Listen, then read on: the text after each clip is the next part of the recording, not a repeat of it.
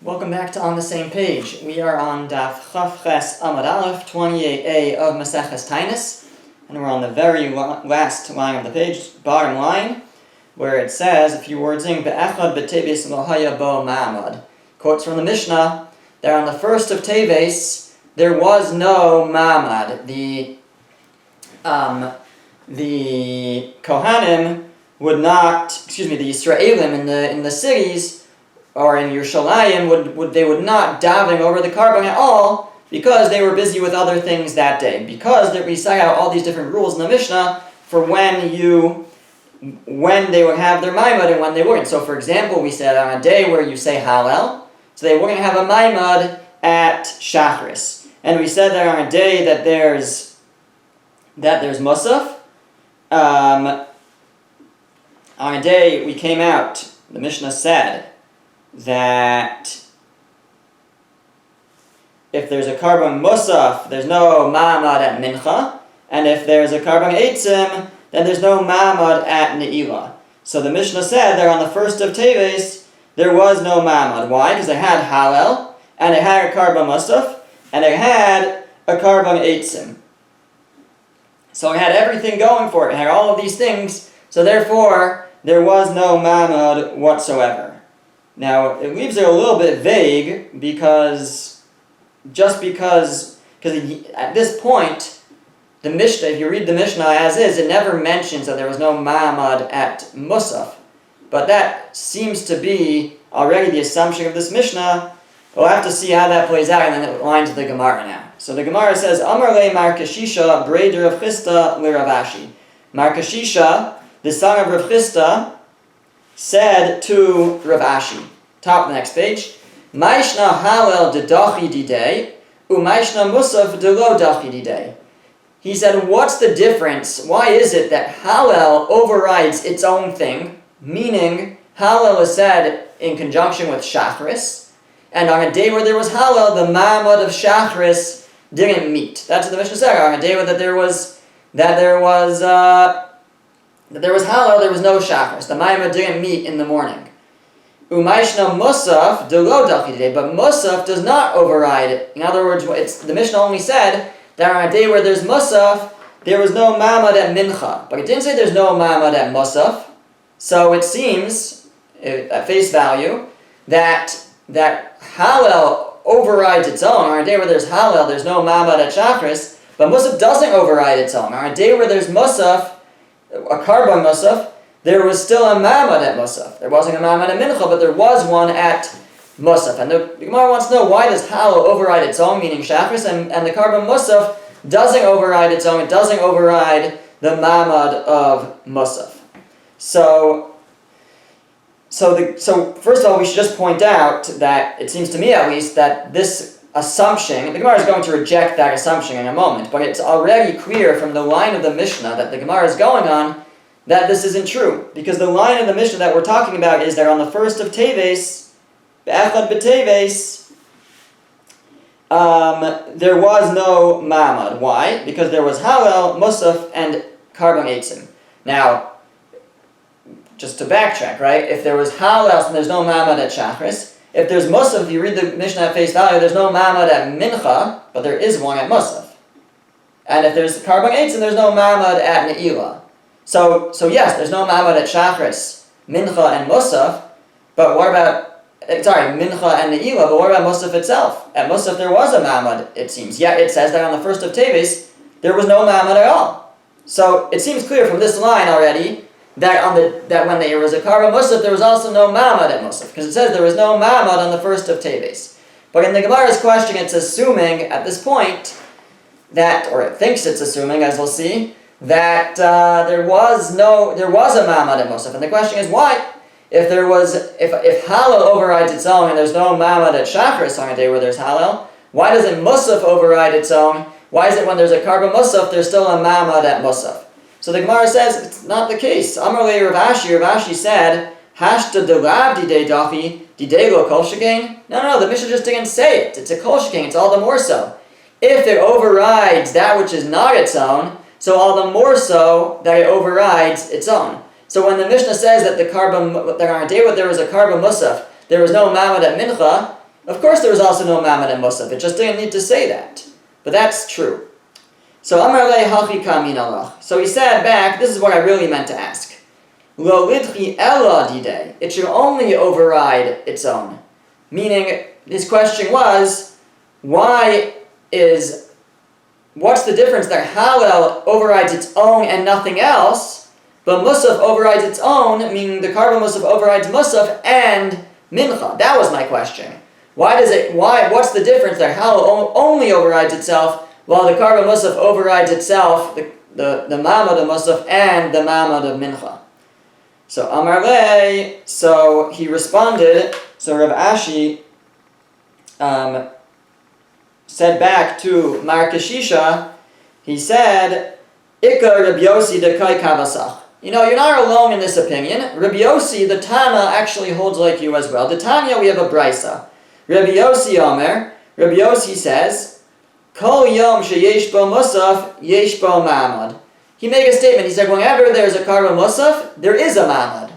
Now our Mishnah said that when there's a Karban Musaf, there's no mincha. There's no mincha. He's saying that, and Ne'ilah is unclear if there would be Ne'ilah on that day as well. All the Mishnah said was on a day where there's a Karban Musaf, there's no Mamad at Mincha. We said all the more so that there's no Mamad at Musaf itself. Ne'ilah is a little bit unclear.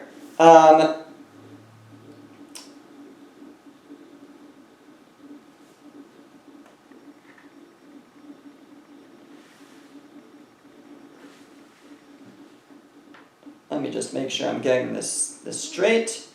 The Mishnah just said that on a day where there's a Karban Musaf, Ein b'mincha, there's no Mamad at Mincha. All the more so that there's no Mamad at Musaf. Ne'ilah, it's not so clear. But Rabbi Yossi comes and argues and says, in the Brisa, he's arguing on the opinion of the Mishnah though, and he says that every day where there is Musaf, there is a Mamad. So what Mamad does he mean? Mamad demai. What Mamad was there? When would they davening over their Karban? Ilema Mamad de Shachris. If you mean the gathering of the Israelim to davening at Shachris in the morning, Hatanakama Nami Achikamar. The Tanakama, the one who he's seemingly coming to argue, our Mishnah, also holds that on a day where there's a Karban Musaf, there's still a Mamad at Shachris, unless they're saying Hallel, but otherwise, there is a Mamad at Shachris. So that's not arguing. So Rabbi Yossi wouldn't be coming to say that when there's Musaf, there's Mamad at Shachris. Well, that the first opinion also agreed to. Ella Mamad de Musaf. So you'll tell me that he's talking about Musaf. He's saying that whenever there's a Karban Musaf, there is a Mamad of Musaf. Well, why would he say that? Didei Nami Lo Dachi. Didei Nami Lo Dachi. He's saying it wouldn't override itself. Again, like that should be that he wouldn't say that. He wouldn't say that the Karban Musaf doesn't override its own Mamad.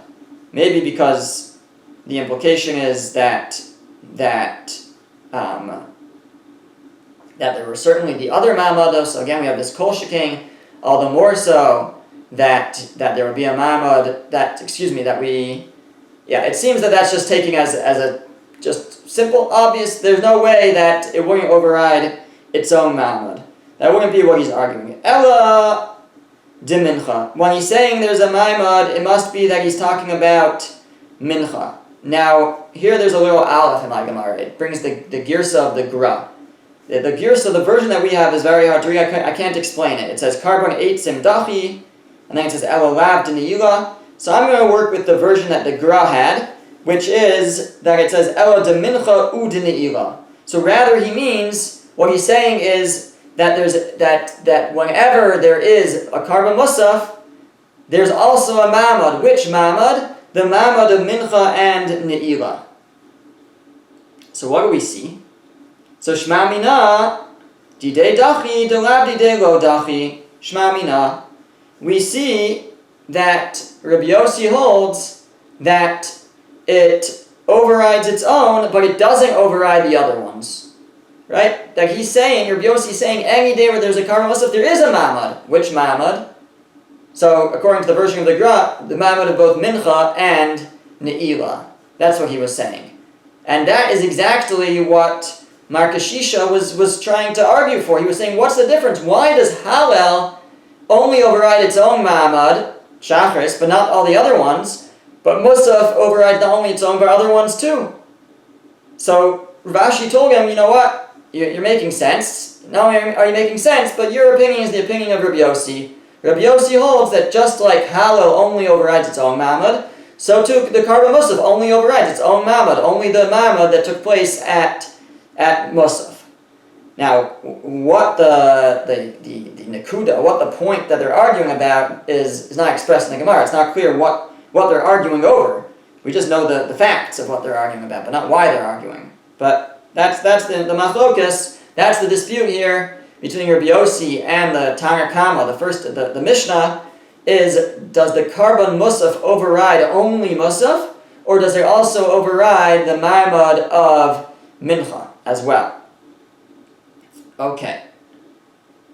The Gemara asks, now we mentioned that we're going on the part of the Mishnah that said that the first of Teves there was no Ma'amad. Why? Because the first of Teves is Rosh Chodesh.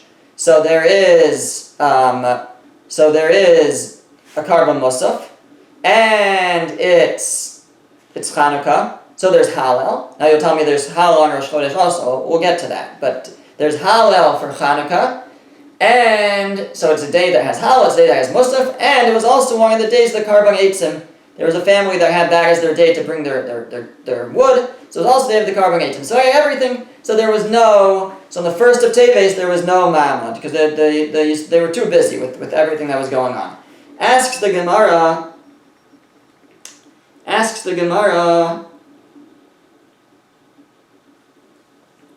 V'lisni nami be'echad b'nisan lo haya bo Ma'amad, b'mnei sheyesh bo Hallel v'karban Musaf v'karban Eitzim. We should also say, not just the first of Teves had no Ma'amad, but the first of Nisan also had no Ma'amad, because the first of Nisan is Rosh Chodesh, and on Rosh Chodesh there's Hallel, and on Rosh Chodesh there's a Karban Musaf, and it also was a Karban Eitzim. That was the first day that we listed off. That was one of the days that they brought wood to the Beis HaMikdash. There was a Karban Eitzim, a wood offering. So you had all three, so there was no Ma'amad. So why didn't it mention the first of Nisan in the Mishnah as a day that there was no Ma'amad? So Amar Rava says, Zosomeres. What this teaches us is Halila de Breish Yarcha Lav Deraisa. That the Hallel that we recite on Rosh Chodesh is not Deraisa, it's not a biblical obligation. D'Amar Rabbi Yochanan Mishum Rabbi Shimon ben Yotzedek. Rabbi Yochanan saying in the name of Rabbi Shimon ben Yotzedek, Shmona Asar Yom B'Shana Yachid Gomer B'Langas HaHallel. There are 18 days of the year when an individual says Hallel, completes Hallel, Ve'eluhein, and these are the days. What are the days when we say Hallel? And these are the days that we're considering Deoraisa, a biblical obligation to say Hallel. Shmonas Yemei Achag, the 8 days of Sukkot, including Shmini Atzeres. So that's 8. Ushmonas Yemei Chanukah. So that's actually not Chanukah is not a biblical holiday. But the obligation to say Hallel on Chanukah may be biblical, because you can because a great miracle happened, and now the Torah requires us to say Hallel. So that's 16, 8 and 8. The Yom Rishon Shel Pesach, the first day of Pesach, not the last day of Pesach, but the first day of Pesach. The Yom Tov Shel Atzeres, and the biblical day of Shavuos, which according to the Torah is one day. So that's 18 days. Uvakolang in the diaspora, Esrim be'echad yom, there are 21 days. Ve'eluhein, and these are the days, Tisha Yemei Achag, the 9 days of Sukkot, because there's an extra day added to the end, a day of Simchas Torah added to the end. Ushmonas Yemei Chanukah, and the 8 days of Chanukah, so that's 17, 9 and 8. Ushnei Yomim HaRishonim Shel Pesach, and the first 2 days of Pesach, not the first one, because we have an extra day in the diaspora, so that's 2 more, that gives us 19. Ubeiz Yom Tov Shel Atzeres, and the 2 days of Shavuos, which we have in the diaspora, that gives us 21. Those are the days that we have a biblical obligation to say, I guess the second day of Yom Tov is because of a suffix, because of a doubt, but it's still, we're carrying over the obligation of the first day to the second day. So that's 21 days. You'll notice that Rosh Chodesh is not on that list, because Rosh Chodesh is not a biblical obligation to say Hallel. And because it's not a biblical obligation to say Hallel, the Hallel of Rosh Chodesh would not override the Ma'amad of Shachris. So that's why on the first of Teves, which is also Chanukah, so then there's a biblical obligation to say Hallel on Chanukah, and therefore that Hallel overrides the Ma'amad of Shacharis. But on the first of Nisan, it's not Chanukah, it's not our holiday, it's just Rosh Chodesh. We say Hallel, but it's not a biblical obligation to say Hallel on Rosh Chodesh. And therefore, we don't override, that Hallel does not override the Ma'amad of Shacharis. Rav Ikla leBavel. Rav traveled to Bavel. Chazinu dekakaru halela b'reish yarcha. He saw that they were reciting Hallel on Rosh Chodesh. Savar la'afsukinu. He considered stopping them. Don't you guys know that there's no Hallel on Rosh Chodesh? But kivan dechazad dekamedalgi dilugi. Once he saw that they were skipping, Amar, he said, Shema mina minig avosem b'yadayim. I see that they're just carrying out a minhag here. It's just a custom, but they're deliberately doing it differently. To distinguish between Hallel that's deraisa and Hallel that's just a minhag, that's just a custom. Biblical days of Hallel and custom days of Hallel. And that is where we get the idea of a shortened Hallel. So on Rosh Chodesh, we don't say the whole Hallel. We skip 2 paragraphs. We skip Lolanu. We skip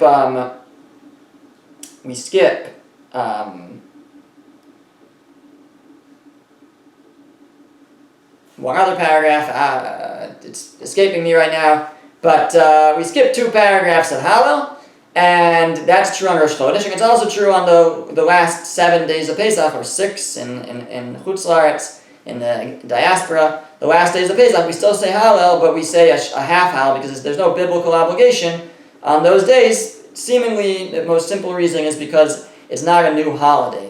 Sukkot, every single day is considered like a new holiday. There's new karbanos, new offerings brought each day. It's different each day. So therefore, each day is like a new holiday, and that's why you say Hallel every day. But on Pesach, only the karbanos, the offerings brought every day are the same. And so it's not considered a new holiday each day, and you only say Hallel on the first day, or in Chutz La'aretz on the first 2 days, and that's when we say full Hallel, and we end up saying half Hallel as a custom the rest of the days. The Gemara concludes here, and it says, Tana was taught to Yachmed ulo Yaschil, then Hischil Gomer. An individual shouldn't start, but if he started, he should finish. It's a little unclear what this refers to.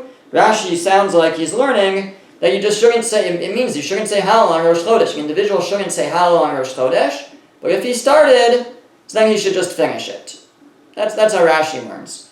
The Rabbeinu Chananel here says it means he shouldn't say it with a bracha. But if he said the bracha, he should still just finish up Hallel. Now we know our practice is to say it with a bracha.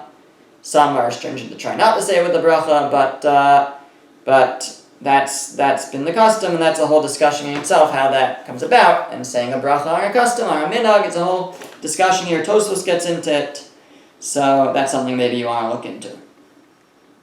Okay, now we come to another section of the Mishnah where it started to talk about the actual fast days that we practice. And one of them is the 17th of Tammuz, Shiva Asar b'Tammuz. And the Mishnah said that there were 5 things that were bad that happened to our forefathers on the 17th of Tammuz. And it said, what were they? So it said, this is at the top of Chavav Amabez 26b, it said the luchos were broken, that's the day that Moshe smashed the tablets. Ubatal Tamid, that's the day that we were no longer able to bring the carbon tamid, the daily offering, during, I think, the time of the second Beis HaMikdash, the time of the Romans. That it was on that day, that was the last tamid was brought, or maybe the day before was the last tamid brought. The Huvka Ha'ir, that was the day that the city of Yerushalayim, the walls were breached, when we were besieged. We'll see what that means, which Beis HaMikdash in a moment. The Sarav Apustamos Es HaTorah, and this fellow Apustamos, sounds like a Roman or a Greek, he burned the Torah on that day. Vehamidu Tzalim Behechel, and also the Greeks, actually Menashe, Rashi says, Menashe, the king Menashe put a tzalim, an idol, in the Beis HaMikdash on that day, a terrible tragedy to have an idol placed in the Beis HaMikdash. That was done also on the 17th of Tammuz. So says the Gemara, there were 5 things that happened to our forefathers on the 17th of Tammuz. Nishtabru haluchos, the luchos were broken. Ask the Gemara minalan, How do we know that the luchos, the tablets, were broken on the 17th of Tammuz? Tanya, we learning a brisa. B'shisha lachodesh nitnu aseres hadibros. On the 6th of the month of Sivan, the 10 commandments were given. That's the revelation at Sinai. The aseres hadibros, that was on the 6th of Sivan. Nitnu aseres hadibros l'Yisrael, the 10 commandments were given to Israel. Rabbi Yossi Omer b'shiva ba. Rabbi Yossi says it was on the 7th of Sivan. Manda Amar b'shisha nitnu. The opinion that says that they were given on the 6th, b'shisha nitnu b'shiva ala Moshe. On the 6th of Sivan, the Torah, the Aseres Hadibros were given, the 10 commandments, and on the 7th, Moshe went up to Shemayim, to the heavens, to study, to learn the Torah from God.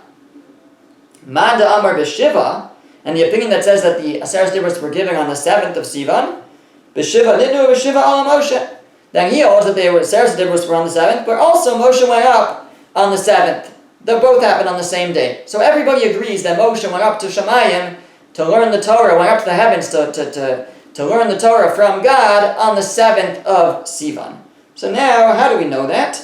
T'chsiv, because the pasuk says, Vayikra Moshe bayom hashavi, and God called to Moshe on the 7th day. The verse continues from the cloud. Uksiv, and it also says, Vayavo Moshe b'soch ha'anar vayal el ahar. And Moshe came inside of the cloud and he went up on the mountain. Vayi Moshe b'har arba'im yom v'arba'im layla. And Moshe was up on the mountain for 40 days and 40 nights. So we see he went up on the 7th. It says explicitly that that's when the cloud appeared, and it seems that's when Moshe went up. Everybody agrees he went up on the 7th of Sivan. And he was there for 40 days and 40 nights.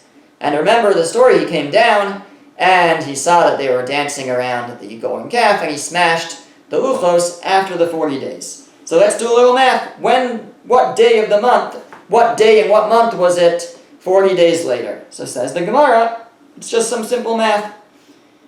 Esrim v'arba de Sivan, there's 24 more days of Sivan. So you have the day he went up itself, the 7th, 8th, 9th, 10th, 11th, all the way to the end of Sivan. I guess 30 days of Sivan will give us 24 days altogether.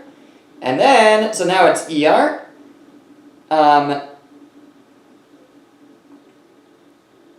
It's Tammuz now. After Sivan, Nisan, Iyar, Sivan, Tammuz. So now it's Tammuz already. Vishitzar de Tammuz. And 16 days of Tammuz, 24 and 16 is 40. 40 days were now over. He comes down. It's the next day, and it's the 7th.